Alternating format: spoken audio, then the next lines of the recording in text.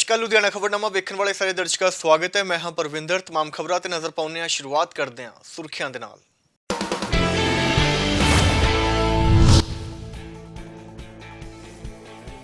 नवजोत सिंह सिद्धू दे फाड़े गए पोस्टर सिद्धू दे प्रधान बनन दी कियासराइयां तो बाद लगाए गए सी पोस्टर। सिद्धू दे प्रधान बनन ते सांसद रवनीत सिंह बिट्टू दा बयान कांग्रेस हाईकमान दा फैसला होवेगा मंजूर।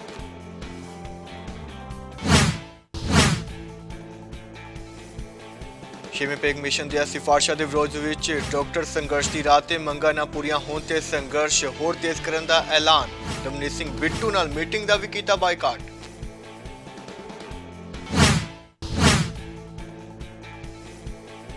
यूथ कांग्रेस दे वल्लों लगातार वध रहीआं तेल कीमतां दे खिलाफ प्रदर्शन। केंद्र सरकार दा फूकिया पुतला, केंद्र ते लगाए वाधू टैक्स वसूलन दे इल्जाम।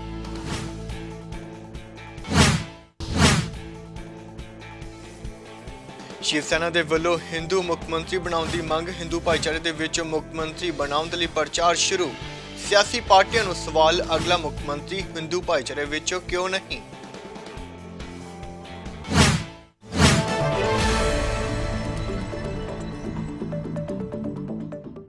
ਤੇ ਬੁਲੇਟਿਨ ਦਾ ਆਗਾਜ਼ ਕਰਦੇ ਹਾਂ। 2022 ਦੀਆਂ ਵਿਧਾਨ ਸਭਾ ਚੋਣਾਂ ਨੂੰ ਲੈ ਕੇ ਸਿਆਸੀ ਸਰਗਰਮੀਆਂ ਤੇਜ਼ ਹੋ ਗਈਆਂ ਨੇ। ਵੱਖ-ਵੱਖ ਥਾਈਂ ਨਵਜੋਤ ਸਿੰਘ ਸਿੱਧੂ ਅਤੇ ਕੈਪਟਨ ਅਮਰਿੰਦਰ ਸਿੰਘ ਦੇ ਸਮਰਥਕਾਂ ਦੇ ਵੱਲੋਂ ਪੋਸਟਰ ਲਗਾਏ ਜਾ ਰਹੇ ਨੇ। ਲੁਧਿਆਣਾ ਦੇ ਦੁਗਰੀ ਇਲਾਕੇ ਦੇ ਵਿੱਚ ਵੀ ਜਸਰਾਜ ਸਿੰਘ ਗਰੇਵਾਲ ਦੇ ਵੱਲੋਂ ਨਵਜੋਤ ਸਿੰਘ ਸਿੱਧੂ ਦੇ ਹੱਕ ਵਿੱਚ ਪੋਸਟਰ ਲਗਾਏ ਗਏ, ਜਿਸ ਤੋਂ ਬਾਅਦ ਕੁਝ ਅਨਸਰਾਂ ਵੱਲੋਂ ਇਹਨਾਂ ਪੋਸਟਰਾਂ ਨੂੰ ਫਾੜ ਦਿੱਤਾ ਗਿਆ ਹੈ, ਜਿਸ ਦੀ ਸਿੱਧੂ ਦੇ ਸਮਰਥਕਾਂ ਦੇ ਵੱਲੋਂ ਸਖਤ ਨਿੰਦਾ ਕੀਤੀ ਗਈ ਹੈ ਅਤੇ ਜਸਰਾਜ ਗਰੇਵਾਲ ਨੇ ਇਸ ਨੂੰ ਮੰਦਭਾਗਾ ਦੱਸਿਆ। ਉਹਨਾਂ ਕਿਹਾ ਕਿ ਇਸ ਸੰਬੰਧੀ ਪੁਲਿਸ ਨੂੰ ਵੀ ਸ਼ਿਕਾਇਤ ਕੀਤੀ ਜਾਵੇਗੀ। ਉਹਨਾਂ ਇਸ ਮੌਕੇ ਇਹ ਵੀ ਕਿਹਾ ਕਿ ਉਹ ਲਗਾਤਾਰ ਨਵਜੋਤ ਸਿੰਘ ਸਿੱਧੂ ਦੇ ਸਮਰਥਨ ਦੇ ਵਿੱਚ ਪੋਸਟਰ ਲਗਾਉਂਦੇ ਰਹਿਣਗੇ, ਕਿਉਂਕਿ ਨਵਜੋਤ ਸਿੰਘ ਸਿੱਧੂ ਹੀ ਪੰਜਾਬ ਦੇ ਨੌਜਵਾਨਾਂ ਦਾ ਸਾਥ ਦੇ ਸਕਦੇ ਨੇ। तस्वीर चेंज होनी सी। मैं कल इंट्यूशन दिता भी सीगा, सारिਆਂ ਨੂੰ ਕਿਹਾ ਵੀ ਸੀਗਾ कि मैनू लगता भी ये बोर्ड रात ਨੂੰ रहने नहीं, पर मेरे जिन्ने भी बोर्ड सीगे मैं 8-9 बोर्ड लाए सीगे पूरे दुगरी 'ਚ, और सारे के सारे ਚੱਕੇ गए आ। ये बोर्ड मैनू किसी ने इन्फॉर्म किया सवेरे कि थोड़ा बोर्ड पाड़ता गया।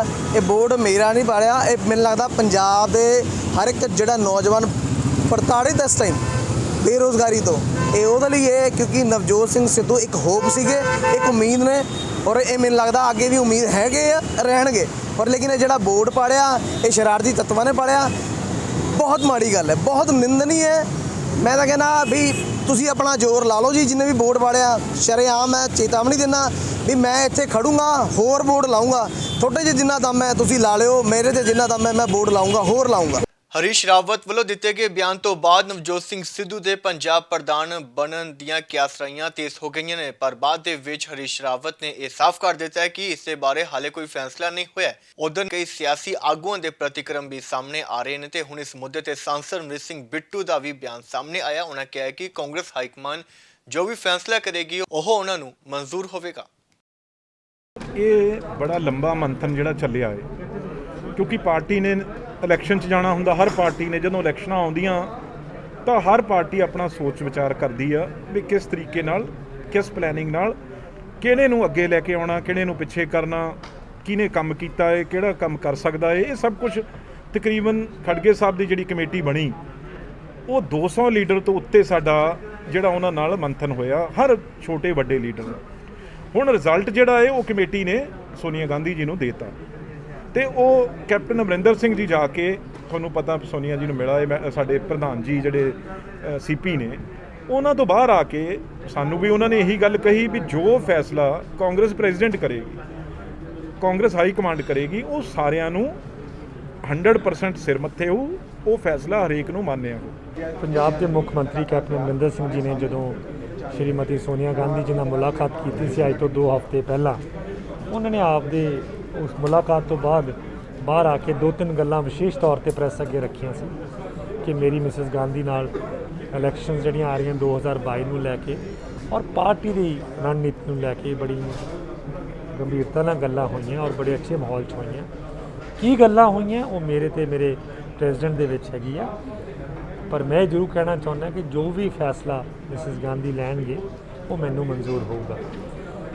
ਕੈਪਟਨ ਅਮਰਿੰਦਰ ਸਿੰਘ ਦਾ ਜੋ ਸਿਆਸੀ ਕੱਦ ਹੈਗਾ ਉਸ ਨੂੰ ਦੇਖਦਿਆਂ ਹੋਇਆਂ ਔਰ ਉਸ ਕੱਦ ਦਾ ਆਪਣੇ ਕੋਲੇ ਪੰਜਾਬ 'ਚ ਕੋਈ ਉਸ ਕੱਦ ਦਾ ਲੀਡਰ ਸਾਹਿਬਾਨ ਨਹੀਂ, ਜਦੋਂ ਉਹਨਾਂ ਨੇ ਐਡਾ ਵੱਡਾ ਇਹ ਬਿਆਨ ਦਿੱਤਾ ਜਾਂ ਗੱਲ ਆਖੀ ਹੈਗੀ ਆ, ਇਹ ਪ੍ਰਥਾ ਹੈਗੀ ਹੈ ਕਿ ਜੋ ਵੀ ਫੈਸਲਾ ਆਲ ਇੰਡੀਆ ਕਾਂਗਰਸ ਕਮੇਟੀ ਦੇ ਪ੍ਰਧਾਨ ਕਰਨਗੇ ਉਹ ਸਭ ਤੇ ਲਾਗੂ ਹੋਊਗਾ ਔਰ ਉਸ ਦੀ ਪਾਲਣਾ ਕਰਨੀ ਸਭ ਦਾ ਫਰਜ਼ ਹੋਊਗਾ।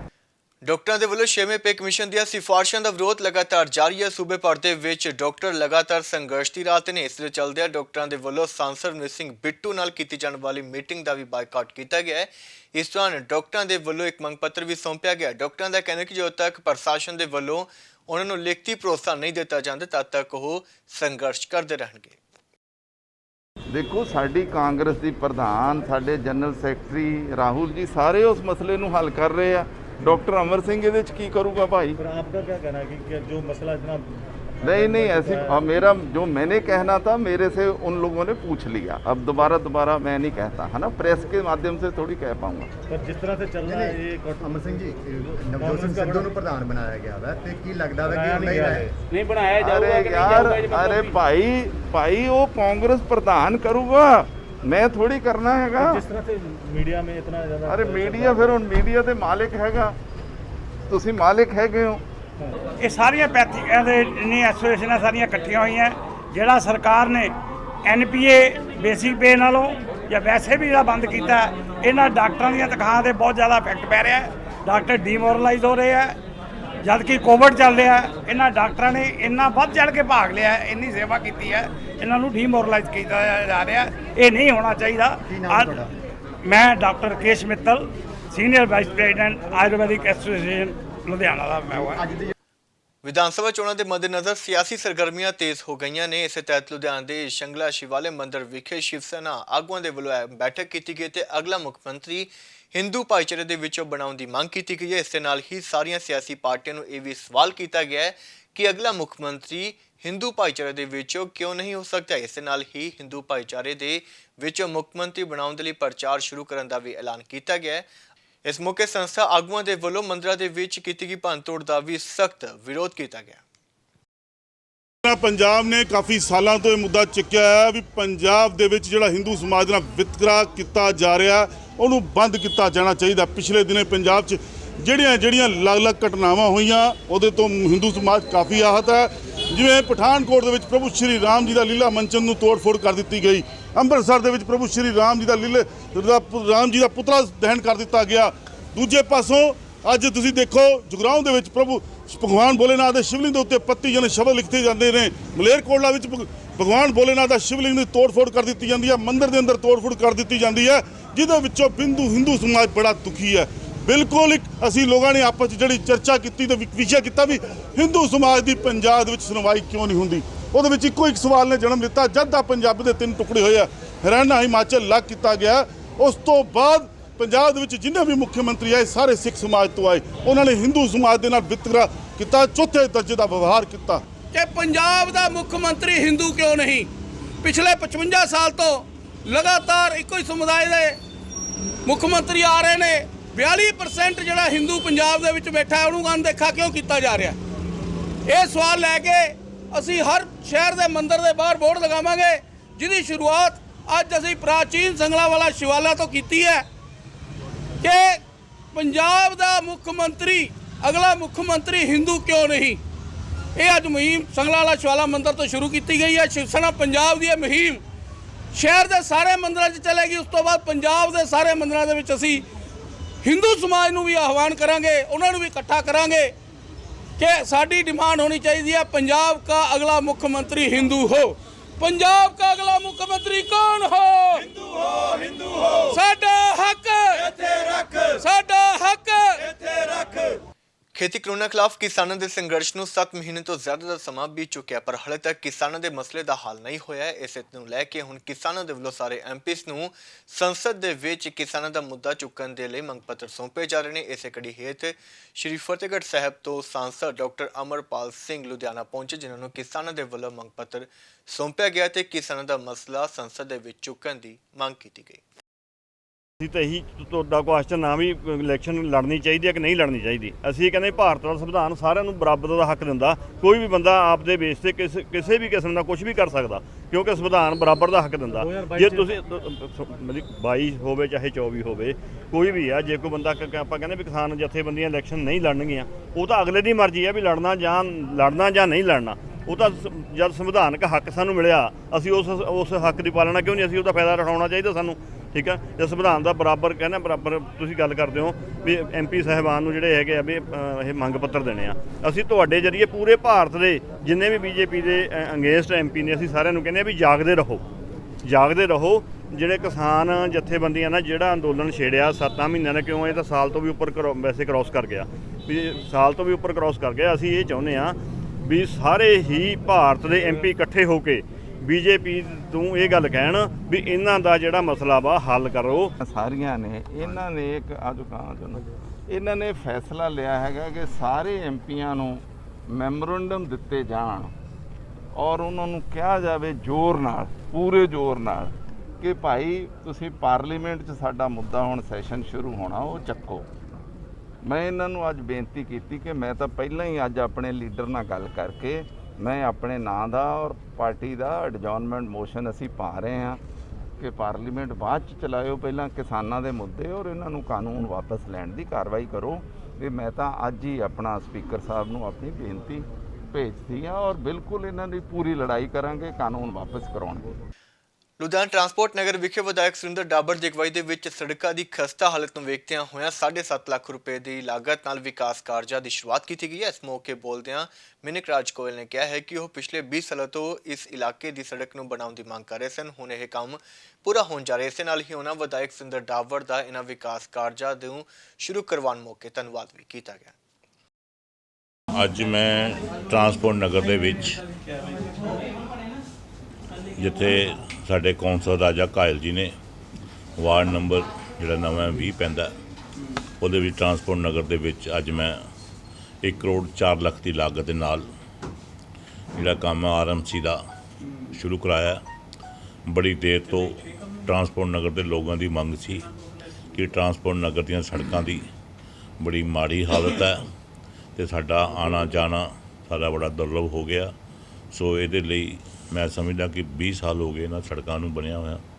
20 ਸਾਲ ਤੋਂ ਬਾਅਦ ਇਹ ਸੜਕਾਂ ਹੁਣ ਕਾਂਗਰਸ ਪਾਰਟੀ ਦੇ ਰਾਜ ਦੇ ਵਿੱਚ, ਕੈਪਟਨ ਅਮਰਿੰਦਰ ਸਿੰਘ ਦੇ ਰਾਜ ਦੇ ਵਿੱਚ, ਉਹ ਰਾਜਾ ਕਾਇਲ ਜਿਹੜੇ ਸਾਡੇ ਕੌਂਸਲਰ ਇਹਨਾਂ ਦੀ ਕੌਂਸਲਰਸ਼ਿਪ ਦੇ ਥੱਲੇ ਔਰ ਮੈਂ ਹਲਕੇ ਦਾ ਵਿਧਾਇਕ ਹਾਂ, ਮੈਂ ਬੜੀ ਜਦੋਜਹਿਦ ਕੀਤੀ, ਬੜੀ ਕੋਸ਼ਿਸ਼ ਕੀਤੀ ਕਿ ਮੇਅਰ ਸਾਹਿਬ ਬਲਕਾਰ ਸਿੰਘ ਸੰਧੂ ਨੂੰ ਜਾ ਕੇ ਰਿਕੁਐਸਟ ਕੀਤੀ।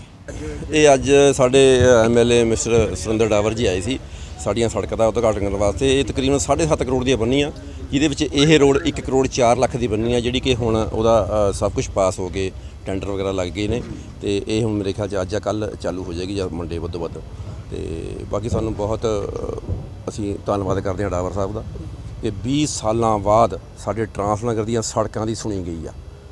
ਅਸੀਂ ਪਿਛਲੇ 20 ਸਾਲਾਂ ਤੋਂ ਅਸੀਂ ਬੜੀ ਕੋਸ਼ਿਸ਼ ਕੀਤੀ ਵੀ ਇਹ ਬਣ ਜਾਣ। ਪਿਛਲੇ 3-4 ਸਾਲਾਂ ਤੋਂ ਅਸੀਂ ਖਾਸ ਕਰਕੇ ਇਹੋ ਜਿਹਾ ਕੋਈ ਬੰਦਾ ਨਹੀਂ ਜਿਹਨੂੰ ਨਹੀਂ ਮਿਲੇ, ਕੋਈ ਮਿਨਿਸਟਰ, ਕੋਈ ਤੁਹਾਡਾ ਕਾਰਪੋਰੇਸ਼ਨ ਦੇ ਮਿਨਿਸਟਰ ਬ੍ਰਹਮਿੰਦਰਾ ਜੀ, ਮਨੀਸ਼ ਤਿਵਾੜੀ ਜੀ, ਮਗੇ ਐਵਨ ਕੇ ਤੁਹਾਡੇ ਫਾਈਨਾਂਸ ਮਿਨਿਸਟਰ ਨੂੰ ਵੀ ਮਿਲੇ ਇਸ ਟੌਪਿਕ ਤੇ ਵੀ ਰੋਡ ਦੇ ਕਾਰਪੋਰੇਸ਼ਨ ਕੋਲ ਪੈਸੇ ਨਹੀਂ ਹੈ ਵੀ ਤੁਸੀਂ ਪੈਸੇ ਦੇ ਦਿਓ ਟਰਾਂਸਪੋਰਟ ਨਗਰ ਵਾਸਤੇ।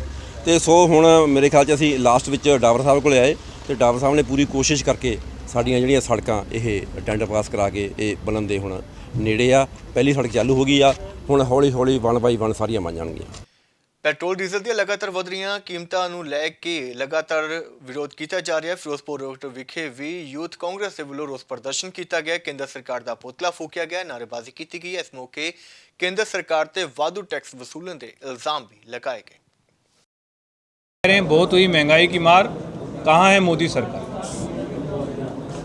मोदी जी ने जो वादा किया था कि 100 दिन में महंगाई कम करेंगे, पेट्रोल डीजल के दाम कम करेंगे, गैस सिलेंडर के दाम कम करेंगे, आज जगह जगह विरोध प्रदर्शन हो रहे हैं। जनता परेशान है, खाने पीने के सामान की कीमतें बढ़ती जा रही, पेट्रोल डीजल के दाम बढ़ते जा रहे हैं। आपने ये देखा होगा जब कांग्रेस की सरकार थी, सरदार मनमोहन सिंह की सरकार थी, तो इसके नेता किस तरीके से विरोध प्रदर्शन करते। 10 पैसे बढ़े, 20 पैसे बढ़े, सड़कों पे आना, रेल रोक देना, बसों में तोड़ फोड़ करना, ਅੱਜ ਸਾਡੇ ਪੰਜਾਬ ਯੂਥ ਕਾਂਗਰਸ ਦੇ ਇੰਚਾਰਜ ਕੋ-ਇੰਚਾਰਜ ਮੁਕੇਸ਼ ਕੁਮਾਰ ਜੀ ਲੁਧਿਆਣਾ ਪਹੁੰਚਣ ਤੇ ਉਹਨਾਂ ਦਾ ਅਸੀਂ ਨਿੱਘਾ ਸਵਾਗਤ ਕਰਦੇ ਹਾਂ ਔਰ ਅੱਜ ਲੁਧਿਆਣਾ ਯੂਥ ਕਾਂਗਰਸ ਸ਼ਹਿਰੀ ਦੀ ਸਮੁੱਚੀ ਟੀਮ ਵੱਲੋਂ ਮੁਕੇਸ਼ ਜੀ ਦਾ ਸਵਾਗਤ ਕੀਤਾ ਗਿਆ ਔਰ ਆਉਣ ਵਾਲੀਆਂ ਜਿਹੜੀਆਂ 2022 ਦੀਆਂ ਜਿਹੜੀਆਂ ਚੋਣਾਂ ਉਹਦੇ ਤੇ ਵਿਚਾਰ ਵਟਾਂਦਰਾ ਕੀਤਾ ਗਿਆ ਔਰ ਜਿਹੜੀ ਮਹਿੰਗਾਈ ਨਰਿੰਦਰ ਮੋਦੀ ਸਰਕਾਰ ਜਿਹੜੀ ਤਾਨਾਸ਼ਾਹ ਸਰਕਾਰ ਹੈ ਜਿਹੜੀ ਉਹ ਮਹਿੰਗਾਈ ਦਿਨ ਪ੍ਰਤੀ ਦਿਨ ਵੱਧ ਰਹੀ ਹੈ। ਪੈਟਰੋਲ ਡੀਜ਼ਲ ਰਸੋਈ ਗੈਸ ਦਾਲਾਂ ਜਿਹੜੇ ਘਰ ਦੇ ਵਿੱਚ ਯੂਜ਼ ਹੋਣ ਵਾਲਾ ਕੱਚਾ ਤੇਲ ਉਹਦੇ ਉੱਤੇ ਜਿਹੜੇ ਸੰਘਰਸ਼ ਨੂੰ ਹੋਰ ਤੇਜ਼ ਕਰਨ ਦੇ ਲਈ ਵਿਚਾਰ ਵਟਾਂਦਰਾ ਕੀਤਾ ਗਿਆ। ਕਾਂਗਰਸ ਸਰਕਾਰ ਦੇ ਵੱਲੋਂ ਕਰੋੜਾਂ ਦੀ ਲਾਗਤ ਨਾਲ ਬਣਾਈ ਜਾ ਰਹੀ ਰਾਏਕੋਟ ਬੱਸ ਸਟੈਂਡ ਦੀ ਇਮਾਰਤ ਬਣਨ ਤੋਂ ਪਹਿਲਾਂ ਹੀ ਚਰਚਾ ਦੇ ਵਿੱਚ ਆ ਗਈ ਹੈ। ਦਰਅਸਲ ਅਕਾਲੀ ਆਗੂਆਂ ਦੇ ਵੱਲੋਂ ਨਿਰਮਾਣ ਕਾਰਜ ਵਾਲੇ ਸਥਾਨ ਦਾ ਦੌਰਾ ਕੀਤਾ ਗਿਆ ਤੇ ਨਿਰਮਾਣ ਕਾਰਜ ਦਾ ਜਾਇਜ਼ਾ ਲਿਆ ਗਿਆ ਤੇ ਵੱਡੇ ਪੱਧਰ ਤੇ ਖਾਮੀਆਂ ਨੂੰ ਵੇਖਦਿਆਂ ਹੋਇਆਂ ਬੱਸ ਸਟੈਂਡ ਦੇ ਨਿਰਮਾਣ ਕਾਰਜ ਦੇ ਵਿੱਚ ਵੱਡੇ ਘਪਲੇ ਹੋਣ ਦਾ ਖਰਚਾ ਜ਼ਾਹਰ ਕੀਤਾ ਗਿਆ। ਇਸ ਮੌਕੇ ਗੱਲਬਾਤ ਕਰਦਿਆਂ ਹੋਇਆਂ ਅਕਾਲੀ ਆਗੂਆਂ ਨੇ ਆਖਿਆ ਕਿ ਰਾਏਕੋਟ ਦੇ ਬੱਸ ਸਟੈਂਡ ਦੇ ਨਿਰਮਾਣ ਦੇ ਵਿੱਚ ਵੱਡਾ ਘਪਲਾ ਹੋ ਰਿਹਾ ਹੈ, ਜਿਸ ਦੀ ਡਿਪਟੀ ਕਮਿਸ਼ਨਰ ਲੁਧਿਆਣਾ ਦੇ ਕੋਲ ਸ਼ਿਕਾਇਤ ਕੀਤੀ ਜਾਵੇਗੀ ਅਤੇ ਇਸ ਮੌਕੇ ਉਹਨਾਂ ਇਹ ਵੀ ਕਿਹਾ ਕਿ ਅਕਾਲੀ ਸਰਕਾਰ ਬਣਨ ਤੇ ਇਸ ਦੀ ਜਾਂਚ ਕਰਵਾਈ ਜਾਵੇਗੀ। ਉਧਰ ਨਿਰਮਾਣ ਕਾਰਜ ਮੌਕੇ ਮੌਜੂਦ ਇੰਜੀਨੀਅਰ ਗੁਰਦੀਪ ਸਿੰਘ ਨੇ ਗੱਲਬਾਤ ਕਰਦਿਆਂ ਹੋਇਆ ਕਿਹਾ ਕਿ ਨਿਰਮਾਣ ਕਾਰਜ ਦੇ ਵਿੱਚ ਕੋਈ ਵੀ ਖਾਮੀ ਨਹੀਂ ਹੈ ਤੇ ਬਿਲਕੁਲ ਸਹੀ ਢੰਗ ਦੇ ਨਾਲ ਨਿਰਮਾਣ ਕਾਰਜ ਕੀਤਾ ਜਾ ਰਿਹਾ ਹੈ। ਅੱਜ ਅਸੀਂ ਬੱਸ ਸਟੈਂਡ ਦੇ ਵਿੱਚ ਕੁਦਰਤੀ ਇੱਧਰੋਂ ਲੰਘ ਰਹੇ ਸੀਗੇ, ਜਦੋਂ ਦੇਖਿਆ ਤਾਂ ਇੱਥੇ ਬੱਸ ਸਟੈਂਡ ਦੇ ਵਿੱਚ ਕੰਮ ਚੱਲ ਰਿਹਾ ਸੀ ਇੱਥੇ ਬਿਲਡਿੰਗ ਬਣਾਉਣ ਦਾ। ਤਾਂ ਜਦੋਂ ਅਸੀਂ ਕੁਦਰਤੀ ਰੋਕ ਕੇ ਠੇਕੇਦਾਰ ਨੂੰ ਪੁੱਛਿਆ, ਤੁਹਾਨੂੰ ਵੀ ਬੇਨਤੀ ਕਰੀ, ਤੁਹਾਨੂੰ ਫੋਨ ਕਰਕੇ ਕਿਹਾ, ਤੁਸੀਂ ਆਪ ਵੀ ਦੇਖਿਆ ਕਿ ਜਿਹੜੀਆਂ ਥੱਲੇ ਇੱਟਾਂ ਲਾ ਰਹੇ ਨੇ ਉਹ ਪੁਰਾਣੀਆਂ ਇੱਟਾਂ ਬਹੁਤ ਪੁਰਾਣੀਆਂ ਰੋੜੇ ਲਾ ਰਹੇ ਨੇ। ਦੂਸਰੀ ਗੱਲ ਉਸ ਤੋਂ ਬਾਅਦ ਚਲੋ ਇਹਨਾਂ ਨੇ ਕਿਹਾ ਜੀ ਅਸੀਂ ਇਸ ਤਰ੍ਹਾਂ ਸਰੀਆ, ਤੁਸੀਂ ਆਪ ਦੇਖਿਆ ਉਹ ਵੀ ਜੰਗਾਲ ਵਾਲਾ ਪਤਾ ਨਹੀਂ ਕਦੋਂ ਦਾ ਬਗੈਰ ਮਾਰਕੇ ਤੋਂ ਕਿਹੜਾ ਸਰੀਆ ਹੈ ਕਿਹੜਾ ਨਹੀਂ ਹੈ ਉਹ ਲਗਾ ਰਹੇ ਨੇ। ਅਸੀਂ ਅੰਦਰ ਆ ਕੇ ਕੁਦਰਤੀ ਸੁਵਿਧਾ ਸੈਂਟਰ, ਮੈਂ ਕਿਹਾ ਵੀ ਸਾਡੀ ਸਰਕਾਰ ਨੇ ਸਰਦਾਰ ਪ੍ਰਕਾਸ਼ ਸਿੰਘ ਜੀ ਬਾਦਲ ਦੀ ਦੇ ਸਮੇਂ ਤੇ ਇਹ ਸੁਵਿਧਾ ਸੈਂਟਰ ਬਣੇ ਸੀ, ਦੇਖੀਏ ਵੀ ਖੁੱਲ੍ਹਾ ਕੋਈ ਭਾਗਾਂ ਵਾਲਾ ਸੁਵਿਧਾ ਸੈਂਟਰ ਹੈਗਾ ਵੀ ਜਿਹੜਾ ਖੁੱਲ੍ਹਾ। ਜਦੋਂ ਅਸੀਂ ਅੰਦਰ ਆ ਕੇ ਦੇਖਿਆ ਤਾਂ ਜਿਹੜੀ ਇਹ ਕੰਪਨੀ ਬਣਾ ਰਹੀ ਆ ਤਾਂ ਉਹਨਾਂ ਨੇ ਆਪਣਾ ਦਫ਼ਤਰ ਬਣਾਇਆ ਹੈ। ਪਹਿਲੀ ਗੱਲ ਤਾਂ ਇਹ ਆ ਵੀਰੇ, ਜਿਹੜੀ ਬਿਜਲੀ ਚੋਰੀ ਦੀ ਗੱਲ ਆ, ਡਿਪਾਰਟਮੈਂਟ ਨੂੰ ਕਿਸੇ ਨੂੰ ਬੁਲਾਓ, ਜੇਈ ਐਕਸ਼ਨ ਐਸਸੀ ਸਾਹਿਬ, ਅਗਰ ਬਿਜਲੀ ਚੋਰੀ ਹੋਈ, ਸਾਡਾ ਮੀਟਰ ਨਾ ਹੋਇਆ, ਅਸੀਂ ਜ਼ਿੰਮੇਵਾਰ ਹਾਂ। ਅਗਰ ਕੋਈ ਖਾਮ-ਖਾ ਦਾ ਇਤਰਾਜ਼ ਆ ਉਹ ਡੂਜੂ ਨੂੰ ਰੈਡ। ਠੀਕ ਹੈ। ਜਿਹੜਾ ਸਰੀਆ ਬਾਰੇ ਗੱਲ ਕਹਿ ਰਹੇ ਨੇ ਜੋ ਕੀ ਮਤਲਬ? ਸਰੀਆ ਬਿਲਕੁਲ ਬ੍ਰਾਂਡ ਆ ਜੀ, ਨਵਾਂ ਸਰੀਆ ਬਾਰਿਸ਼ ਹੋਣ ਕਰਕੇ ਜ਼ਰੂਰ ਗੱਲ ਆ ਜੰਗਾਲ ਪੈ ਗਿਆ, ਲੇਕਿਨ ਸਾਡਾ ਕੋਈ ਮਾਲ ਨਹੀਂ ਹੈ, ਢੱਕਿਆ ਅਸੀਂ ਤਰਪਾਲਾਂ ਲਾਈਆਂ, ਕੰਮ ਕਰਨਾ ਵੀ ਪਊਗਾ। ਜਿਹੜਾ ਸਰੀਆ ਜੰਗਾਲ ਖਾ ਗਿਆ ਲੱਗਿਆ ਜਾਉਣ ਨੂੰ, ਉਹ ਬਦਲਿਆ ਜਾ ਸਕਦਾ ਜਾਂ ਨਹੀਂ? ਜਿਹੜਾ ਕੰਕਰੀਟ ਦੇ ਵਿੱਚ ਆ ਕੇ 20 ਫੁੱਟ ਹਾਈਟ ਖੜਾ ਹੋ ਗਿਆ ਉਹ ਕਿਵੇਂ ਬਦਲਿਆ ਜਾ ਸਕਦਾ? ਨਹੀਂ, ਜਿਹੜਾ ਥੱਲੇ ਪਿਆ ਜੀ, ਜਿਹੜਾ ਨਹੀਂ ਯੂਜ਼ ਕੀਤਾ ਗਿਆ, ਨਹੀਂ ਉਹ ਅਸੀਂ ਕਰ ਸਕਦੇ ਹਾਂ ਬਦਲੀ, ਪਰ ਲੇਕਿਨ ਇਹ ਆ ਕਿ ਮਾੜਾ ਉਹ ਵੀ ਹੈ ਨਹੀਂਗਾ, ਉਹ ਸਿਰਫ ਬਾਰਿਸ਼ ਹੋਣ ਦੇ ਵਜ੍ਹਾ ਨਹੀਂ ਆ ਉਹਨੂੰ ਜੰਗਾਲ ਲੱਗਿਆ ਗਿਆ। ਕੋਰੋਨਾ ਕੇਸਾਂ ਦੇ ਵਿੱਚ ਗਿਰਾਵਟ ਤੋਂ ਬਾਅਦ ਸੂਬਾ ਸਰਕਾਰ ਦੇ ਵੱਲੋਂ ਪਾਬੰਦੀਆਂ ਦੇ ਵਿੱਚ ਕੁਝ ਰਾਹਤ ਦਿੱਤੀ ਗਈ ਹੈ, ਜਿਸ ਦੇ ਚਲਦਿਆਂ ਹੁਣ ਆਨਲਾਈਨ ਪੜ੍ਹਾਈ ਕਾਰਨ ਪਰੇਸ਼ਾਨ ਹੋ ਰਹੇ ਬੱਚਿਆਂ ਦੇ ਵੱਲੋਂ ਵੀ ਸਕੂਲ ਖੋਲ੍ਹਣ ਦੀ ਮੰਗ ਕੀਤੀ ਜਾ ਰਹੀ ਹੈ। ਸੋਸ਼ਲ ਮੀਡੀਆ ਤੇ ਇੱਕ ਅਜਿਹੀ ਵੀਡੀਓ ਤੇਜ਼ੀ ਨਾਲ ਵਾਇਰਲ ਹੋ ਰਹੀ ਹੈ, ਜਿਸ ਦੇ ਵਿੱਚ ਵਿਦਿਆਰਥੀ ਸਕੂਲ ਖੋਲ੍ਹਣ ਦੀ ਸਰਕਾਰ ਤੋਂ ਮੰਗ ਕਰ ਰਹੇ ਨੇ। ਮੇਰਾ ਨਾਮ ਦੀਪਨ ਹੈ, ਮੈਂ ਲੁਧਿਆਣੇ ਦਾ ਰਹਿਣ ਵਾਲਾ ਹਾਂ। ਮੈਂ ਸਰਕਾਰ ਨੂੰ ਬੇਨਤੀ ਕਰਦਾ ਹਾਂ ਕਿ ਸਭ ਕੁਝ ਖੋਲ੍ਹ ਚੁੱਕਿਆ ਹੈ, ਸਕੂਲ ਵੀ ਖੋਲ੍ਹੇ ਜਾਣ, ਸਾਡੇ ਤੋਂ ਘਰੇ ਪੜ੍ਹ ਨਹੀਂ ਹੋ ਰਿਹਾ ਆਨਲਾਈਨ। ਲੰਬੇ ਸਮੇਂ ਤੋਂ ਸਕੂਲ ਬੰਦ ਪਏ ਨੇ, ਜਲਦ ਤੋਂ ਜਲਦ ਪ੍ਰਾਰਥਨਾ ਹੈ ਕਿ ਸਕੂਲ ਖੋਲ੍ਹੇ ਜਾਣ। ਸਰਕਾਰ ਨੂੰ ਬੇਨਤੀ ਕਰਦਾ ਹਾਂ ਕਿ ਸਕੂਲ ਜਲਦ ਤੋਂ ਜਲਦ ਖੋਲ੍ਹੇ ਜਾਣ। ਮੇਰਾ ਨਾਮ ਪਾਇਲ ਹੈ। ਸਾਡੇ ਜੋ ਬੱਚੇ ਹੈ ਲੰਬੇ ਸਮੇਂ ਤੋਂ ਆਨਲਾਈਨ ਕਲਾਸਿਸ ਲਗਾ ਰਹੇ ਨੇ, ਉਹ ਵੀ ਹੁਣ ਅੱਕ ਗਏ ਨੇ। ਉਹ ਚਾਹੁੰਦੇ ਹਨ ਕਿ ਵੀ ਸਾਨੂੰ ਸਕੂਲ ਭੇਜਿਆ ਜਾਵੇ ਔਰ ਅਸੀਂ ਪੇਰੈਂਟਸ ਵੀ ਇਹੀ ਮੰਗ ਕਰਦੇ ਹਾਂ ਕਿ ਸਾਡੇ ਬੱਚਿਆਂ ਨੂੰ ਵੀ ਸਕੂਲ ਭੇਜਿਆ ਜਾਵੇ। ਤੇ ਮੈਂ ਸਰਕਾਰ ਤੋਂ ਇਹੀ ਅਪੀਲ ਕਰਦੀ ਹਾਂ ਕਿ ਜੋ ਮਤਲਬ ਕਿ ਪੰਜਾਬ ਦੇ ਸਕੂਲ ਹੈ ਉਹ ਖੋਲ੍ਹੇ ਜਾਣ। ਕਾਫੀ ਲੰਬੇ ਸਮੇਂ ਤੋਂ ਇਹ ਸਕੂਲ ਬੰਦ ਨੇ ਤੇ ਬੱਚੇ ਵੀ ਘਰੇ ਰਹਿ ਕੇ ਅੱਕ ਗਏ ਨੇ ਤੇ ਆਨਲਾਈਨ ਕਲਾਸਿਸ ਲਗਾ ਕੇ ਵੀ ਅੱਕ ਚੁੱਕੇ ਨੇ। ਉਹ ਚਾਹੁੰਦੇ ਨੇ ਕਿ ਵੀ ਅਸੀਂ ਸਕੂਲ ਜਾਈਏ ਔਰ ਅਸੀਂ ਪੇਰੈਂਟਸ ਵੀ ਇਹੀ ਚਾਹੁੰਦੇ ਹਾਂ ਕਿ ਵੀ ਬੱਚੇ ਸਕੂਲ ਜਾਣ। ਸੂਬੇ ਦੇ ਵਿੱਚ ਲੁੱਟਾਂ ਖੋਹਾਂ ਦੀਆਂ ਵਾਰਦਾਤਾਂ ਦੇ ਵਿੱਚ ਦਿਨ ਪ੍ਰਤੀ ਦਿਨ ਵਾਧਾ ਹੁੰਦਾ ਜਾ ਰਿਹਾ। ਤਾਜ਼ਾ ਮਾਮਲਾ ਖੰਨਾ ਤੋਂ ਸਾਹਮਣੇ ਆਇਆ, ਜਿੱਥੇ ਕਿ ਲੜਹੇੜੀ ਚੌਂਕ ਵਿਖੇ ਪਤੀ ਨਾਲ ਜਾ ਰਹੀ ਐਕਟਿਵਾ ਸਵਾਰ ਬਜ਼ੁਰਗ ਮਹਿਲਾ ਦੀਆਂ ਸੋਨੇ ਦੀਆਂ ਬਾਲੀਆਂ ਖੋਹ ਕੇ ਲੁਟੇਰੇ ਫਰਾਰ ਹੋ ਗਏ ਨੇ। ਜਾਣਕਾਰੀ ਮੁਤਾਬਕ ਮੋਟਰਸਾਈਕਲ ਸਵਾਰ 2 ਲੁਟੇਰਿਆਂ ਦੇ ਵੱਲੋਂ ਇਸ ਵਾਰਦਾਤ ਨੂੰ ਅੰਜਾਮ ਦਿੱਤਾ ਗਿਆ। ਉਧਰ ਪੁਲਿਸ ਦੇ ਵੱਲੋਂ ਮਹਿਲਾ ਦੇ ਬਿਆਨਾਂ ਦੇ ਆਧਾਰ ਤੇ ਮਾਮਲਾ ਦਰਜ ਕਰਕੇ ਕਾਰਵਾਈ ਸ਼ੁਰੂ ਕਰ ਦਿੱਤੀ ਗਈ ਹੈ। ਆਪਣੇ ਰਿਸ਼ਤੇਦਾਰਾਂ ਦੇ ਘਰ ਜਾ ਰਹੇ ਸੀ, ਉਹਨਾਂ ਦੀ ਖਬਰ ਲੈਣ ਨੂੰ ਜਾ ਰਹੇ ਸੀ ਉੱਧਰੋਂ ਅਸੀਂ ਆਏ ਹਾਂ ਬਸ ਆਪਣੀ ਅਸੀਂ ਲਲੇੜੀ ਰੋਡ ਪੁੱਲ ਅਸੀਂ ਮਤਲਬ ਬਸ ਆਪਣੇ ਰੋਡ ਤੇ ਚੜ੍ਹਨ ਹੀ ਲੱਗੇ ਹਾਂ ਤੇ ਉੱਧਰੋਂ ਮਤਲਬ 2 ਬਾਈਕ ਤੇ ਸੀ ਮੇਰੇ ਖਿਆਲ 'ਚ ਮੁੰਡੇ, ਉਹਨਾਂ ਨੇ ਮੈਨੂੰ ਐਨ ਮਤਲਬ ਮੈਂ ਐਂ ਖਿੱਚੀ ਚਲੀ ਗਈ ਪਿੱਛੇ ਨੂੰ। ਮੈਂ ਕਿਹਾ ਪਤਾ ਨਹੀਂ ਮੈਨੂੰ ਕੀ ਹੋ ਗਿਆ, ਖਿੱਚੀ ਚਲੀ ਜਾ ਰਹੀ ਹੈ ਮੈਂ। ਮੈਂ ਫਿਰ ਆਪਣੇ ਆਪ ਨੂੰ ਖਿੱਚਿਆ, ਅੱਗੇ ਨੂੰ ਖਿੱਚਿਆ, ਮੈਂ ਫਿਰ ਨੀਚੇ ਗਿਰ ਗਈ, ਮੇਰੇ ਸੱਟਾਂ ਵਗੈਰਾ ਵੱਜੀਆਂ। ਫਿਰ ਦੇਖਿਆ ਤੇ ਮੇਰੀ ਚੈਨ ਨਹੀਂ ਸੀਗੀ। ਤੇ ਕੋਈ ਖਿੱਚ ਕੇ ਵੀ ਲੈ ਗਿਆ ਜਾਂ ਝਟਕੇ? ਖਿੱਚ ਕੇ ਝਟਕਾ ਮੈਨੂੰ ਲੱਗਿਆ, ਬਹੁਤ ਤੇਜ਼ ਝਟਕਾ ਲੱਗਿਆ ਸੀ ਮੈਨੂੰ। ਤੇ ਫਿਰ ਸੜਕ ਤੇ ਗਿਰੇ ਤੁਸੀਂ? ਹਾਂਜੀ, ਸੜਕ ਤੇ ਮੁੱਦੀ ਹੋ ਕੇ ਐਂ ਗਿਰ ਗਈ, ਮੈਂ ਮੁੱਦੀ ਹੋ ਕੇ ਗਿਰੀ। ਉਹਨਾਂ ਨੇ ਐਦਾਂ ਖਿੱਚਿਆ ਨਾ ਮਤਲਬ ਪਿੱਛੇ ਨੂੰ, ਮੈਂ ਆਪਣੇ ਆਪ ਨੂੰ ਬਚਾਉਣ ਦੀ ਕੋਸ਼ਿਸ਼ ਕੀਤੀ, ਮੈਂ ਫਿਰ ਐਨ ਅੱਗੇ ਨੂੰ ਹੋਈ ਹਾਂ, ਫਿਰ ਮੈਂ ਅੱਗੇ ਨੂੰ ਹੀ ਗਿਰੀ ਹਾਂ। ਇਹਦੇ ਵਿੱਚ ਪੱਤਰਕਾਰ ਸਾਹਿਬ ਜਿਹੜੀ ਇਹ ਚੈਨਿੰਗ ਹੋਈ ਆ ਰਾਤ, ਜਗਜੀਤ ਕੌਰ ਤੇ ਇਹਦਾ ਹਸਬੈਂਡ ਐਕਟਿਵਾ ਸਕੂਟੀ ਤੇ ਬੈਠੇ ਆਪਣੇ ਘਰ ਨੂੰ ਆ ਰਹੇ ਸੀ, ਕਿਸੇ ਦੇ ਘਰ ਗਏ ਸੀਗੇ ਖਬਰ ਵਾਸਤੇ, ਤੇ ਰਸਤੇ ਵਿੱਚ ਪ੍ਰੇਮ ਢਾਬਾ ਪੈਂਦਾ ਸਾਡੇ, ਉਹਦੇ ਢਾਬੇ ਦੇ ਸਾਹਮਣੇ ਉਹ ਪਿੱਛੋਂ ਤੇਜ਼ ਤਰਾਰ ਬੰਦੇ ਆਏ 2, ਉਹਨਾਂ ਨੇ ਆ ਕੇ ਇੱਕੋ ਲਖਤ ਝਪਟ ਮਾਰ ਕੇ ਲੇਡੀ ਦੀ ਚੈਨਿੰਗ ਹੋ ਕੇ ਉਹ ਮੌਕੇ ਤੋਂ ਫਰਾਰ ਹੋ ਗਏ ਨੇ। ਚਲੋ ਸਾਡੀ ਮੌਕੇ ਤੇ ਹੋਰ ਵੀ ਪੁਲਿਸ ਦੀ ਕਾਫੀ ਛਾਣਬੀਣ ਕੀਤੀ, ਪਿੱਛਾ ਵੀ ਕੀਤਾ, ਬਟ ਉਹ ਨਹੀਂ ਆਏ ਹੱਥ, ਰਾਤ ਦਾ ਦੇਖ ਕੇ ਸਮਾਂ ਲੰਘ ਗਏ ਨੇ, ਜਿਸ ਸੰਬੰਧੀ ਉਹਨਾਂ ਦੇ ਬਿਆਨ ਦਰਜ ਕਰ ਲਏ ਨੇ। FIR ਦਰਜ ਕਰਕੇ ਜਲਦ ਤੋਂ ਜਲਦ ਜਿਹੜੀ ਹੈ ਉਹਨਾਂ ਦੀ ਜਿਹੜੇ ਦੋਸ਼ੀ ਨੇ ਮਤਲਬ ਭਗੌੜੇ ਹੋਏ ਚੈਨੀ ਸਨੈਚਰ ਨੇ, ਉਹਨਾਂ ਨੂੰ ਫੜ ਕੇ ਉਹਨਾਂ ਦੇ ਖਿਲਾਫ ਕਾਰਵਾਈ ਕੀਤੀ।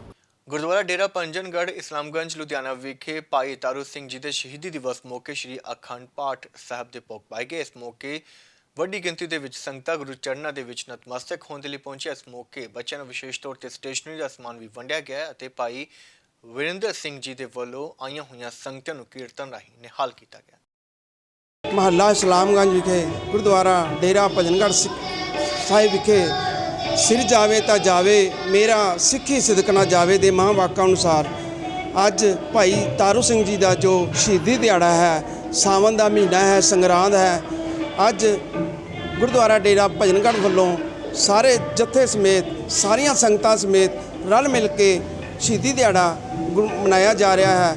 ਤਾਂ ਸੰਗਤਾਂ ਦੇ ਸਹਿਯੋਗ ਦੇ ਨਾਲ ਬੜੇ ਹੀ ਪਿਆਰ ਸਤਿਕਾਰ ਦੇ ਨਾਲ ਲੰਗਰ ਵੀ ਬਣ ਰਹੇ ਹਨ ਔਰ ਲੰਗਰ ਵਰਤਾਏ ਵੀ ਜਾਣਗੇ। ਸੰਗਤਾਂ ਦੀ ਸੇਵਾ, ਸੰਗਤਾਂ ਨੇ ਪਿਆਰ ਵੀ ਬਹੁਤ ਦਿੱਤਾ ਹੈ। ਸ਼ਹੀਦੀ ਦਿਹਾੜਾ ਬੜੇ ਪਿਆਰ ਸਤਿਕਾਰ ਨਾਲ ਮਨਾ ਰਹੀਆਂ ਹਨ। ਮੈਂ ਅੱਗੋਂ ਵੀ ਸੰਗਤਾਂ ਨੂੰ ਬੇਨਤੀ ਕਰਾਂਗਾ ਕਿ ਇੱਦਾਂ ਹੀ ਸਾਨੂੰ ਸਹਿਯੋਗ ਦਿੰਦੇ ਰਹੋ ਤਾਂ ਜੋ ਸਾਡੇ ਸਿਰ ਤੇ ਗੁਰੂ ਮਹਾਰਾਜ ਦਾ ਮਿਹਰ ਭਰਿਆ ਹੱਥ ਰਵੇ ਤਾਂ ਜੋ ਅਸੀਂ ਇੱਦਾਂ ਹੀ ਸੇਵਾ ਕਰਦੇ ਰਹੀਏ। ਮਨਿੰਦਰ ਸਿੰਘ ਮੇਰਾ ਨਾਮ ਹੈ। ਅੱਜ ਡੇਰਾ ਭਜਨਗੜ੍ਹ ਦੇ ਵਿੱਚ ਸਾਵਣ ਦੇ ਮਹੀਨੇ ਦਾ ਜਿਹੜਾ ਪ੍ਰੋਗਰਾਮ ਮਨਾਇਆ ਜਾ ਰਿਹਾ ਹੈ, ਇੱਥੇ ਹੋਰ 12 ਤਰੀਕ ਤੋਂ ਅਖੰਡ ਪਾਠ ਰਖਾਏ ਗਏ ਸੀਗੇ। ਅੱਜ ਉਹਨਾਂ ਦਾ ਭੋਗ ਆਰੰਭ ਕੀਤਾ ਗਿਆ ਹੈ ਅਤੇ ਰਾਗੀ ਜਥੇ ਬੁਲਾਏ ਗਏ ਹਨ ਔਰ ਸਾਰੀਆਂ ਸੰਗਤਾਂ ਨੇ ਬਹੁਤ ਵੱਧ ਚੜ੍ਹ ਕੇ ਸਹਿਯੋਗ ਦਿੱਤਾ ਹੈ ਔਰ ਮੈਂ ਸਾਰੀਆਂ ਸੰਗਤਾਂ ਨੂੰ ਇਹੋ ਕਹਿਣਾ ਚਾਹੁੰਦਾ ਵਾਂ, ਇੱਦਾਂ ਹੀ ਵੱਧ ਚੜ੍ਹ ਕੇ ਸਹਿਯੋਗ ਦਿੰਦੇ ਰਹਿਣ ਔਰ ਸਾਡਾ ਵੀ ਹੌਸਲਾ ਵਧਾਉਂਦੇ ਰਹਿਣ। ਵਾਹਿਗੁਰੂ ਜੀ ਕਾ ਖਾਲਸਾ। ਹਾਂਜੀ, ਹਰ ਸਾਲ ਦੇ ਤਰ੍ਹਾਂ ਸਾਲ ਮਹੀਨੇ ਵਾਰੀ ਹੁੰਦਾ ਪ੍ਰੋਗਰਾਮ, ਜਿਹੜਾ ਵੀ ਕੋਈ ਗੁਰਪੁਰਬ ਹੁੰਦਾ ਹੈ ਇਸ ਗੁਰਦੁਆਰੇ ਮਨਾਇਆ ਜਾਂਦਾ ਹੈ ਔਰ ਸਾਰਿਆਂ ਦੀ ਬੇਨਤੀ ਇਹੀ ਹੈ ਕਿ ਵੱਧ ਚੜ੍ਹ ਕੇ ਸੰਗਤ ਵੀ ਹਿੱਸਾ ਲਵੇ, ਸਾਡਾ ਵੀ ਸਹਿਯੋਗ ਵੱਧਦਾ ਰਹੇ। ਲੁਧਿਆਣਾ ਸਲੇਮ ਟਾਬਰੀ ਸਥਿਤ ਟੈਂਪਲ ਆਫ ਗੋਡ ਚਰਚ ਵਿਖੇ ਕ੍ਰਿਸਚੀਅਨ ਯੂਨਾਈਟਿਡ ਫੈਡਰੇਸ਼ਨ ਦੇ ਪ੍ਰਧਾਨ ਐਲਬਰਟ ਦੁਆ ਦੀ ਅਗਵਾਈ ਦੇ ਵਿੱਚ ਅੱਤਵਾਦੀ ਹਮਲੇ ਦੇ ਵਿੱਚ ਮਾਰੇ ਗਏ ਪਾਸਟਰ ਸੁਲਤਾਨ ਮਸੀਹ ਦੀ ਚੌਥੀ ਵਰਸੀ ਮਨਾਈ ਗਈ ਹੈ। ਇਸ ਸ਼ਰਧਾਂਜਲੀ ਸਮਾਗਮ ਦੇ ਵਿੱਚ ਵਿਸ਼ੇਸ਼ ਤੌਰ ਤੇ ਪੂਰੇ ਪੰਜਾਬ ਭਰ ਦੇ ਈਸਾਈ ਭਾਈਚਾਰੇ, ਸਿਆਸੀ ਆਗੂਆਂ, ਧਾਰਮਿਕ ਆਗੂਆਂ ਨੇ ਵੀ ਕੌਮੀ ਸ਼ਹੀਦ ਪਾਸਟਰ ਸੁਲਤਾਨ ਮਸੀਹ ਨੂੰ ਸ਼ਰਧਾ ਦੇ ਫੁੱਲ ਭੇਟ ਕਰਕੇ ਸ਼ਰਧਾਂਜਲੀ ਦਿੱਤੀ ਹੈ ਤੇ ਨਾਲ ਹੀ ਇਸ ਮੌਕੇ ਈਸਾਈ ਭਾਈਚਾਰੇ ਦੇ ਵੱਲੋਂ ਪਾਸਟਰ ਸੁਲਤਾਨ ਮਸੀਹ ਦੇ ਪਰਿਵਾਰ ਦੇ ਲਈ ਇਨਸਾਫ ਦੀ ਵੀ ਮੰਗ ਕੀਤੀ ਗਈ। ਅਤੇ ਮੈਂ ਸਾਰੇ ਮੀਡੀਆ ਰਾਹੀਂ ਸਿਸਟਮ ਨੂੰ ਜਾਣੂ ਕਰਾਉਣਾ ਚਾਹੁੰਦਾ ਹਾਂ ਕਿ ਅੱਜ ਤੋਂ 4 ਸਾਲ ਪਹਿਲਾਂ ਇਸੇ ਜਗ੍ਹਾ ਦੇ ਉੱਤੇ ਬਾਹਰ ਸਾਡੇ ਬਹੁਤ ਹੀ ਰਿਸਪੈਕਟਡ ਸਾਡੇ ਸ਼ਹੀਦ ਪਾਸਟਰ ਸੁਲਤਾਨ ਜੀ ਨੂੰ ਅੱਤਵਾਦੀ ਹਮਲੇ ਦੇ ਦੌਰਾਨ ਉਹਨਾਂ ਨੂੰ ਮਰਡਰ ਕਰ ਦਿੱਤਾ ਗਿਆ ਸੀ ਤੇ ਅੱਜ 4 ਸਾਲ ਬੀਤ ਗਏ ਹਨ। ਜੋ ਗੱਲਾਂ ਸਰਕਾਰ ਨੇ ਉਸ ਟਾਈਮ ਮੈਨੇਜਮੈਂਟ ਕਮੇਟੀ ਜੋ ਸਾਡੀ ਬਣਾਈ ਗਈ ਸੀ ਕ੍ਰਿਸਚੀਅਨ ਯੂਨਾਈਟਿਡ ਫੈਡਰੇਸ਼ਨ ਦੀ ਤੇ ਨਾਲੇ ਸਾਡੇ ਚਰਚਿਸ ਦੀ, ਉਹਦੇ ਨਾਲ ਜੋ ਵੀ ਉਸ ਟਾਈਮ ਸਮਝੌਤਾ ਕੀਤਾ ਸੀ ਉਹਦੇ ਤੇ ਕਿਸੇ ਤੇ ਵੀ ਉਹ ਖਰੇ ਨਹੀਂ ਉਤਰੇ। ਉਹਨਾਂ ਨੇ ਸਾਲ ਕਦੇ ਲਈ ਫੈਮਿਲੀ ਨੂੰ ਸਿਕਿਉਰਿਟੀ ਦਿੱਤੀ ਸੀ, ਉਸ ਤੋਂ ਬਾਅਦ ਇਲੈਕਸ਼ਨਾਂ ਦਾ ਬਹਾਨਾ ਲੈ ਕੇ ਵਾਪਸ ਲੈ ਗਏ। ਅੱਜ ਜਿੱਥੇ ਸਾਨੂੰ ਸਾਰਿਆਂ ਨੂੰ ਪਤਾ ਵੀ ਪੰਜਾਬ ਹਾਈ ਅਲਰਟ ਤੇ ਹੈ ਤੇ ਬਹੁਤ ਵੱਡਾ ਖਤਰਾ ਪੰਜਾਬ ਤੇ ਅੱਤਵਾਦੀਆਂ ਦਾ ਮੰਡਰਾ ਰਿਹਾ ਹੈ ਤੇ ਸਰਕਾਰ ਨੂੰ 2019 ਤੋਂ ਐਪਲੀਕੇਸ਼ਨਾਂ ਦਿੱਤੀਆਂ ਜਾ ਰਹੀਆਂ ਨੇ, ਚਾਹੇ ਉਹ ਸੀਐਮ ਸਾਹਿਬ ਨੇ, ਚਾਹੇ ਡੀਜੀਪੀ ਨੇ, ਚਾਹੇ ਲੁਧਿਆਣੇ ਦੀ ਕਮਿਸ਼ਨਰੇਟ ਨੇ। ਉਹਨਾਂ ਨੂੰ ਇੱਥੋਂ ਤੱਕ ਕਿ ਸੀਸੀਟੀਵੀ ਦੀਆਂ ਰਿਕਾਰਡਿੰਗਸ ਵੀ ਦਿਖਾਈਆਂ ਗਈਆਂ, ਪਰ ਉਹਨਾਂ ਦੀਆਂ ਕੰਨਾਂ ਦੇ ਉੱਤੇ ਜੂੰ ਨਹੀਂ ਸਰਕਦੀ। ਕੈਮਰੇ ਦੇ ਫੁਟੇਜ ਨੇ ਜਿਹੜੇ ਤੁਹਾਨੂੰ ਅਪਡੇਟਸ ਇਸ ਫੋਟੋ ਦਾ ਹੀ ਦਿੱਤੇ ਨੇ। ਰੀਸੈਂਟਲੀ ਹੁਣੇ ਹੀ ਸਾਡਾ ਕਿਸੇ ਨਾਲ ਵੀ, ਚਾਹੇ ਉਹ ਮੇਰੇ ਡੈਡੀ ਸਨ, ਚਾਹੇ ਅਸੀਂ ਸਨ, ਸਾਡਾ ਕਿਸੇ ਨਾਲ ਕੋਈ ਦੁਸ਼ਮਣੀ ਨਹੀਂ ਹੈ, ਪਰ ਫਿਰ ਵੀ ਮੈਂ ਅਪੀਲ ਕਰਦਾ ਵਾਂ ਕਿ ਸਾਡੀ ਜਿਹੜੀ ਆਵਾਜ਼ ਹੈ ਉਹ ਪਹੁੰਚਾਈ ਜਾਏ।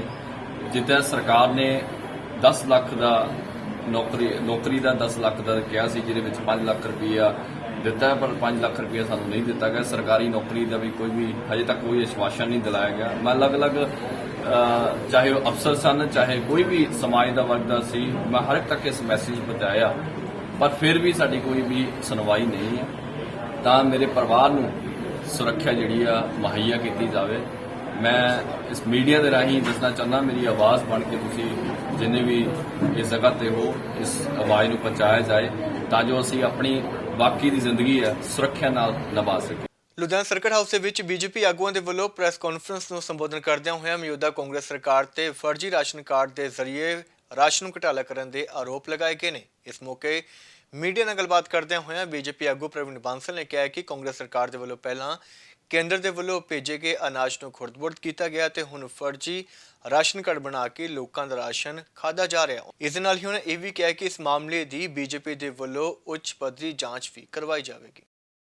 ਪੰਜਾਬ ਦੇ ਅੰਦਰ ਕਾਂਗਰਸ ਦੇ ਮੰਤਰੀ ਸ਼੍ਰੀ ਆਸ਼ੂ ਕੁਮਾਰ ਜੀ ਤੇ ਉਹਨਾਂ ਦੇ ਐਮਐਲਏ ਨੇ ਰਲ ਕੇ ਪੰਜਾਬ ਦੀ ਜਨਤਾ ਨਾਲ ਵੱਡਾ ਧੋਖਾ ਕੀਤਾ।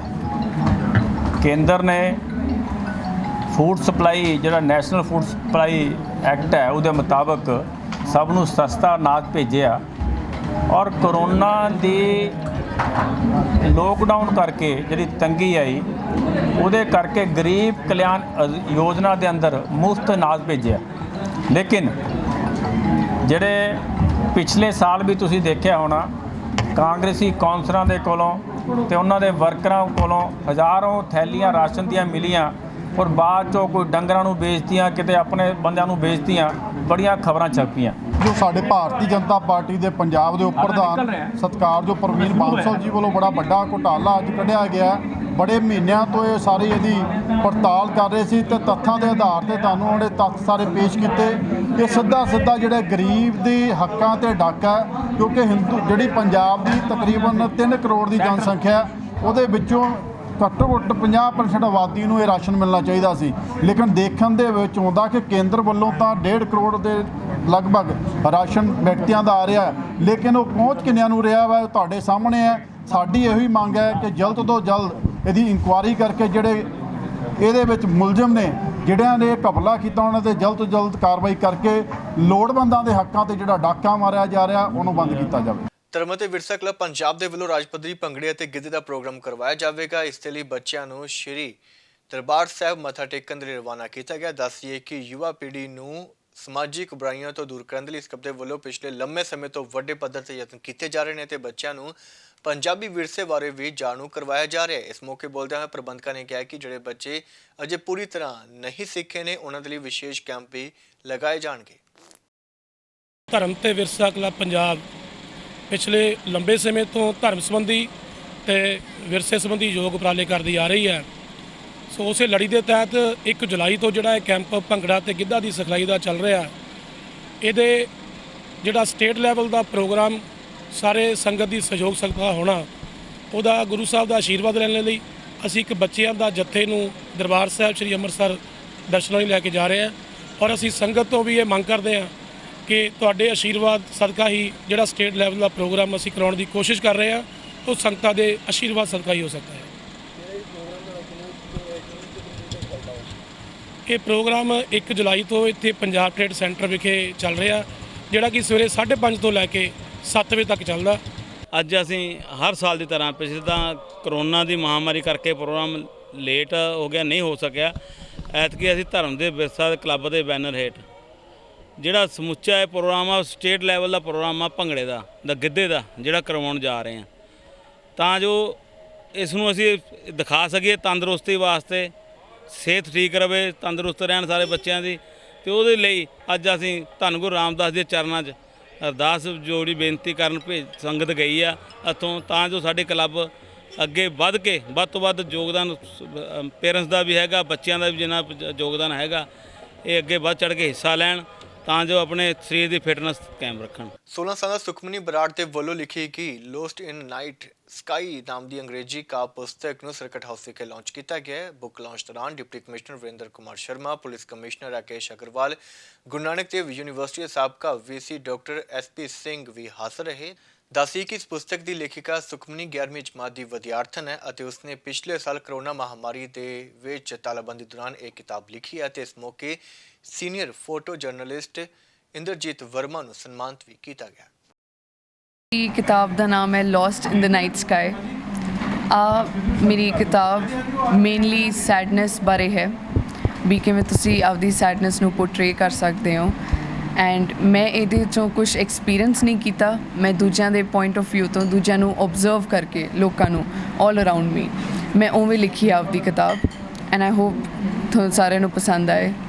ਸੋ ਪ੍ਰੇਰਨਾ ਕਿਦੋਂ ਮਿਲੀ ਤੁਹਾਨੂੰ ਕਿਤਾਬ ਲਿਖਣ ਦੀ ਕਿ ਤੁਸੀਂ ਪੋਇਟਰੀ ਵੱਲ ਜਾਓ ਜਾਂ ਕਿਤਾਬ ਲਿਖੋ? ਹਾਂਜੀ, ਲਾਸਟ ਈਅਰ ਜਦੋਂ ਲੋਕਡਾਊਨ ਲੱਗਿਆ ਅਸੀਂ ਸਾਰੇ ਬਹੁਤ ਫ੍ਰੀ ਹੋ ਗਏ ਸੀ ਐਂਡ ਜਸਟ ਆਨਲਾਈਨ ਕਲਾਸਿਸ, ਤਾਂ ਫਿਰ ਘਰੇ ਬਹਿ ਕੇ ਵੀ ਇਟ ਵਾਜ਼ ਜਸਟ ਮਤਲਬ ਕੁਛ ਕਰਨ ਨੂੰ ਸੀਗਾ ਨਹੀਂ ਕੁਛ ਪ੍ਰੋਡਕਟਿਵ। ਤਾਂ ਫਿਰ ਮੇਰਾ ਇੱਕਦਮ ਹੀ ਇੰਟਰਸਟ ਆਇਆ ਵੀ ਮੈਂ ਕੁਛ ਲਿਖ ਕੇ ਵੇਖਦੀ ਹਾਂ, ਬਿਕੋਜ਼ ਬੀਇੰਗ ਐਨ ਇੰਟਰੋਵਰਟ ਮੈਂ ਆਪਦੇ ਆਪ ਨੂੰ ਐਕਸਪ੍ਰੈਸ ਨਹੀਂ ਕਰ ਸਕਦੀ ਬੋਲ ਕੇ। ਤਾਂ ਆਈ ਥੋਟ ਵੀ ਲਿਖ ਕੇ ਸ਼ਾਇਦ ਮੈਂ ਆਪਦੇ ਆਪ ਨੂੰ ਐਕਸਪ੍ਰੈਸ ਕਰ ਪਾਵਾਂ। ਬਹੁਤ ਹੀ ਮਾਣ ਦੀ ਗੱਲ ਹੈ ਵੀ ਬੇਟੀ ਜਸਟ ਜੇ +1 'ਚ ਪ੍ਰਮੋਟ ਹੋਈ ਹੈ ਔਰ ਇਹਦੇ ideas lockdown time online classes ਕਰਕੇ ਜ਼ਿਆਦਾਤਰ ਪੇਰੈਂਟਸ ਦੇ ਨਾਲ ਰਹਿਣ ਦਾ ਟਾਈਮ ਮਿਲਿਆ, ਤਾਂ ਉਦੋਂ ਚਲੋ ਇਹਨੇ ਸਾਨੂੰ ਲੱਗਿਆ ਵੀ ਲਿਖ ਰਹੀ ਹੈ ਕੁਛ ਨਾ ਕੁਛ, ਤਾਂ ਅਸੀਂ ਵੀ ਕਾਫੀ ਇਨਕਰੇਜ ਕੀਤਾ ਵੀ ਬੇਟਾ ਲਿਖ, ਆਪਾਂ ਕੋਈ ਬੁੱਕ ਪਲਾਨ ਕਰਾਂਗੇ। ਅਤੇ ਉਸ ਤੋਂ ਬਾਅਦ ਫਿਰ ਇਹ ਆਪਣਾ ਹੀ ਆਈਡੀਆ ਸੀ ਸੁਖਮਨੀ ਦਾ ਵੀ ਮੇਰਾ ਜਿਵੇਂ 15 ਨੂੰ ਬਰਥਡੇ ਹੈ ਅਤੇ ਮੈਂ ਉਦੋਂ ਤੱਕ ਆਪਦਾ ਕੰਪਲੀਟ ਕਰਕੇ ਕੁਛ ਨਾ ਕੁਛ ਜ਼ਰੂਰ ਲਿਖਾਂ ਅਤੇ ਮਤਲਬ ਬੁੱਕ ਪ੍ਰਿੰਟ ਕਰਾਈਏ। ਬੜਾ ਹੀ ਚੰਗਾ ਲੱਗਿਆ ਸਾਰੇ ਪੇਰੈਂਟਸ ਲਈ ਔਰ ਜਿੰਨੇ ਵੀ ਸਾਡੇ ਯਾਰ ਦੋਸਤ ਆ, ਫੈਮਿਲੀ ਫਰੈਂਡਸ ਹੈ। ਔਰ ਮਾਣ ਦੀ ਗੱਲ ਹੈ ਵੀ ਉਹ ਸੁਖਮਨੀ ਨੇ ਅੱਜ ਐਡਾ ਵਧੀਆ, ਜਿਵੇਂ ਸਾਰੇ ਅੰਕਲ ਗੁਰਭਜਨ ਗਿੱਲ ਵੀ ਇੱਥੇ ਆਏ ਹੋਏ ਆ, SP ਸਿੰਘ ਆਏ ਹੋਏ ਆ ਔਰ DC ਸਾਹਿਬ, CP ਸਾਹਿਬ, ਸਾਰਿਆਂ ਨੇ ਇਸ ਗੱਲ ਦੀ ਪ੍ਰੇਜ਼ ਕੀਤੀ ਕਿਉਂਕਿ ਬੁੱਕ ਉਹਨਾਂ ਨੇ ਆਲਰੇਡੀ ਪੜ੍ਹੀ ਹੈ। ਅੱਜ ਇੱਕ ਉਭਰਦੇ ਹੋਏ ਨਵੇਂ ਕਲਾਕਾਰ, ਸਿਰਫ 16 ਸਾਲਾਂ ਦੀ ਨੌਜਵਾਨ ਬੱਚੀ ਹੈ ਸੁਖਮਨੀ ਬਰਾੜ। ਇਹਨਾਂ ਦੀ ਅੰਗਰੇਜ਼ੀ 'ਚ ਜਿਹੜੀ ਕਵਿਤਾਵਾਂ ਦਾ ਸੰਗ੍ਰਹਿ ਲੋਸਟ ਇਨ ਦ ਨਾਈਟ ਸਕਾਈ ਪ੍ਰਕਾਸ਼ਿਤ ਹੋਇਆ। ਇਹ ਜਿਹੜਾ ਸੰਗ੍ਰਹਿ ਹੈਗਾ, ਇਸ 'ਚ ਇਹਨਾਂ ਨੇ ਆਪਣੀ ਬਾਖੂਬੀ ਸ਼ਬਦਾਂ ਦੇ ਨਾਲ ਆਪਣੀਆਂ ਭਾਵਨਾਵਾਂ ਨੂੰ ਪ੍ਰਗਟ ਕੀਤਾ। ਇੰਨੀ ਯੰਗ ਏਜ ਦੇ ਵਿੱਚ ਕਿਸੇ ਵਿਰਲੇ ਨੂੰ ਹੀ ਇਸ ਤਰ੍ਹਾਂ ਦੀ ਜਿਹੜੀ ਹੈਗੀ ਹੈ ਸ਼ਕਤੀ ਪਰਮਾਤਮਾ ਦਿੰਦਾ ਕਿ ਪਹਿਲਾਂ ਸੋਚਣਾ, ਫਿਰ ਇਮੈਜਿਨ ਕਰਨਾ, ਫਿਰ ਭਾਸ਼ਾ 'ਤੇ ਪਕੜ ਹੋਣੀ ਔਰ ਫਿਰ ਇੰਨੀ ਹਿੰਮਤ ਹੋਣਾ ਕਿ ਉਹਨੂੰ ਆਪਦੇ ਕਲਮ ਦੇ ਨਾਲ ਲਿਖਣਾ, ਛਪਾਉਣਾ। ਮੈਂ ਇਸ ਬੱਚੀ ਨੂੰ ਔਰ ਉਹਦੇ ਮਾਪਿਆਂ ਨੂੰ ਬਹੁਤ ਬਹੁਤ ਵਧਾਈ ਦਿੰਦਾ ਔਰ ਉਮੀਦ ਕਰਦਾ ਕਿ ਇਹ ਬੱਚੀ ਅੱਗੇ ਵੀ ਇਸੇ ਤਰ੍ਹਾਂ ਹੀ ਜਿਹੜੀ ਇਹ ਕ੍ਰੀਏਟੀਵਿਟੀ ਹੈਗੀ ਹੈ ਇਸ ਦੇ ਰਾਹ 'ਤੇ, ਇਸ ਦੇ ਪੰਥ 'ਤੇ ਤੁਰਦੀ ਰਹੇਗੀ।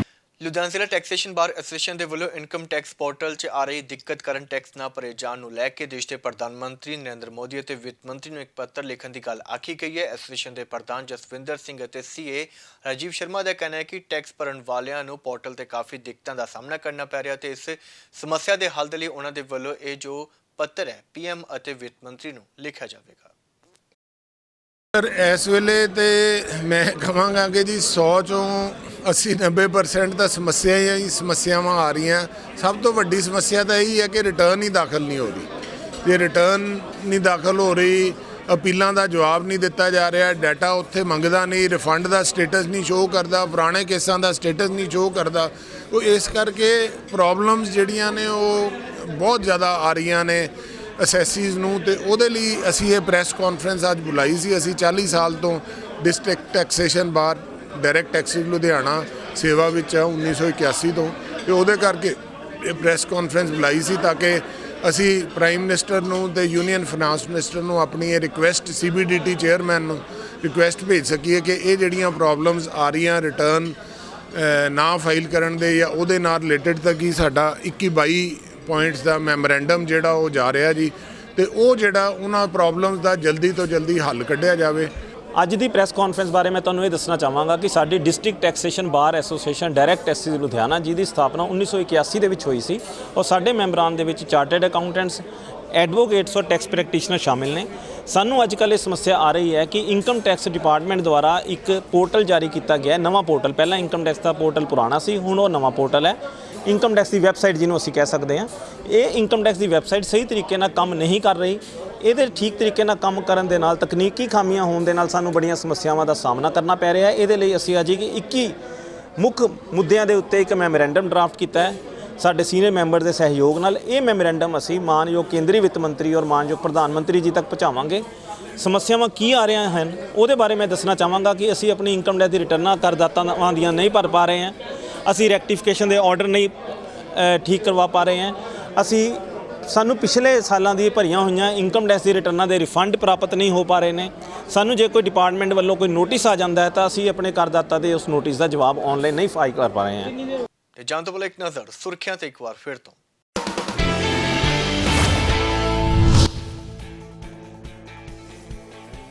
ਨਵਜੋਤ ਸਿੰਘ ਸਿੱਧੂ ਦੇ ਫਾੜੇ ਗਏ ਪੋਸਟਰ। ਸਿੱਧੂ ਦੇ ਪ੍ਰਧਾਨ ਬਣਨ ਦੀਆਂ ਕਿਆਸਰਾਈਆਂ ਤੋਂ ਬਾਅਦ ਲਗਾਏ ਗਏ ਸੀ ਪੋਸਟਰ। ਸਿੱਧੂ ਦੇ ਪ੍ਰਧਾਨ ਬਣਨ ਤੇ ਸਾਂਸਦ ਰਵਨੀਤ ਸਿੰਘ ਬਿੱਟੂ ਦਾ ਬਿਆਨ।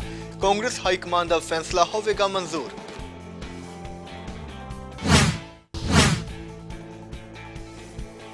ਛੇਵੇਂ ਪੇ ਕਮਿਸ਼ਨ ਦੀਆਂ ਸਿਫਾਰਸ਼ਾਂ ਦੇ ਵਿਰੋਧ ਵਿੱਚ ਡਾਕਟਰ ਸੰਘਰਸ਼ ਦੀ ਰਾਤ ਤੇ ਮੰਗਾਂ ਨਾ ਪੂਰੀਆਂ ਹੋਣ ਤੇ ਸੰਘਰਸ਼ ਹੋਰ ਤੇਜ਼ ਕਰਨ ਦਾ ਐਲਾਨ।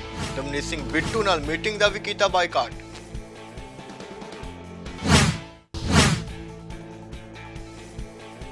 ਯੂਥ ਕਾਂਗਰਸ ਦੇ ਵੱਲੋਂ ਲਗਾਤਾਰ ਵਧ ਰਹੀਆਂ ਤੇਲ ਕੀਮਤਾਂ ਦੇ ਖਿਲਾਫ ਪ੍ਰਦਰਸ਼ਨ। ਕੇਂਦਰ ਸਰਕਾਰ ਦਾ ਫੂਕਿਆ ਪੁਤਲਾ। ਕੇਂਦਰ ਤੇ ਲਗਾਏ ਵਾਧੂ ਟੈਕਸ ਵਸੂਲਣ ਦੇ ਇਲਜ਼ਾਮ।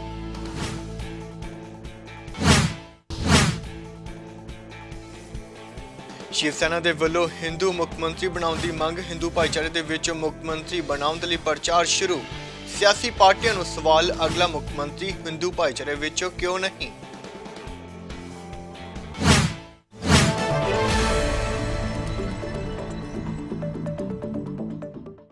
ਫਿਲਹਾਲ ਲੁਧਿਆਣਾ ਖਬਰਨਾਮਾ ਦੇ ਵਿੱਚ ਬਸ ਇੰਨਾ ਹੀ। ਜੇਕਰ ਤੁਸੀਂ ਕੋਈ ਵੀ ਜਾਣਕਾਰੀ ਜਾਂ ਸੁਝਾਅ ਸਾਡੇ ਨਾਲ ਸਾਂਝਾ ਕਰਨਾ ਚਾਹੁੰਦੇ ਹੋ ਤਾਂ news@fastfood.in ਤੇ ਸਾਡੇ ਨਾਲ ਸੰਪਰਕ ਕਰ ਸਕਦੇ ਹੋ। ਇਸ ਤੋਂ ਇਲਾਵਾ ਸਾਨੂੰ www.fastfood.in ਤੇ ਆਨਲਾਈਨ ਵੀ ਦੇਖ ਸਕਦੇ ਹੋ। ਮੈਨੂੰ ਦਿਓ ਇਜਾਜ਼ਤ। ਧੰਨਵਾਦ।